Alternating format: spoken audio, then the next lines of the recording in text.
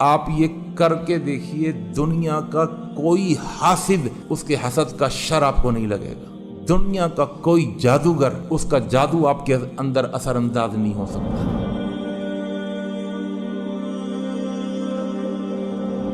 عائشہ رضی اللہ تعالی عنہا اللہ کے رسول صلی اللہ علیہ وسلم کا ایک عمل نقل کرتی ہیں، اور یہ عمل بخاری شریف میں موجود ہے۔ اتنا پاورفل عمل ہے، الفاظ سنیے گا کہ ان النبی صلی اللہ علیہ وسلم کان اذا آوا الی فراشہ کل لیلۃ، ہر رات آپ کا یہ معمول تھا جب بستر پر آ جاتے تو جمع کفیہ، اپنے دونوں ہاتھوں کو اس طرح ملاتے تھے جس طرح دعا کے لیے ملاتے ہیں، اور اس طرح ہاتھوں کو ملانے کے بعد ثم نفث فیہما فقرأ فیہما قل هو اللہ احد قل اعوذ برب الفلق قل اعوذ برب الناس۔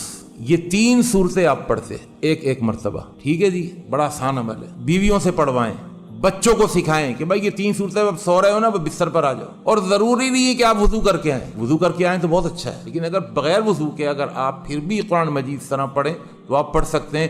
لیکن طریقہ یہ تھا اللہ کے پیغمبر کا، اور یہ صحیح بخاری کی حدیث ہے، حضرت عائشہ اس حدیث کی راوی ہیں۔ آپ اس طرح دونوں ہاتھوں کو ملاتے، اور ملانے کے بعد یہ 3 صورتیں ایک مرتبہ پڑھتے، اور اس کے بعد نفث فیہما، آپ دم کرتے اپنی ہتھیلیوں پر۔ دم کرنے کا طریقہ بھی ہمیں نہیں آتا، ہم پھونک مارتے ہیں، پھونک نہیں مارنی چاہیے، بلکہ دم میں تھوک کے ذرات جانے چاہیے۔ پھر اس کے بعد آپ کیا کرتے تھے، ثم یمسح بہما ما استطاع من جسدہ یفعل ذلک 3 مرات۔ پھر یہ ہاتھ سب سے پہلے چہرے پر، سر پر، جسم کے اگلے حصے پر، مستطاع من جسدہ، اپنی پوری قوت اور طاقت کے مطابق جہاں جہاں ہاتھ آپ پہنچا سکتے ہیں اپنے جسم پر ہاتھ پہنچائیں، درد کی جگہوں پر خاص طور پر، اور پورے وجود پر یہ ہاتھ پھرنے چاہیے، آپ کے پاؤں تک، انگلیوں تک لے جائیں، اور پورے جسم پر ہاتھ پھیر لیں، کمر میں بھی ہاتھ، جہاں جہاں ہاتھ جاتا ہے یہ پھیر لیں۔ پھر دوبارہ اس طرح کر لیں، ہاتھ ملایا آپ نے، پھر یہ 3 صورتیں پڑھ لیں آپ نے، پھر دم کیا، پھر جسم پر ہاتھ پھیر لیا،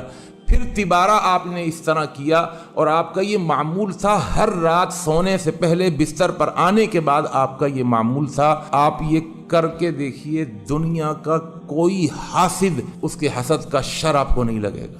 دنیا کا کوئی جادوگر اس کا جادو آپ کے اندر اثر انداز نہیں ہو سکتا۔ دنیا کا کوئی برا سوچنے والا، اس کی برائی کے اثرات اسی تک منتقل ہو جائیں گے، اس پر چلے جائیں گے، لیکن آپ تک نہیں آئیں گے۔ آپ ذرا کر کے دیکھیے، قل اعوذ برب الفلق، میں اس رب کی پناہ چاہتا ہوں جس کی طاقت یہ ہے کہ رات کے اندھیرے کے لشکر کو پیچھے دھکیلتے ہوئے اللہ روشنی کو نمودار کرتا ہے۔ من شر ما خلق، ہر اس شر سے جو اس نے پیدا کی۔ بڑی اہم صورتیں ہیں، ان صورتوں کو پڑھنے والا صبح و شام کے اذکار پڑھنے والا، آپ یقین جائیے وہ حاسد کے حسد کے شر سے ہمیشہ بچا رہتا ہے، وہ جادو سے بچا رہتا ہے، وہ نظر بد سے بچا رہتا ہے۔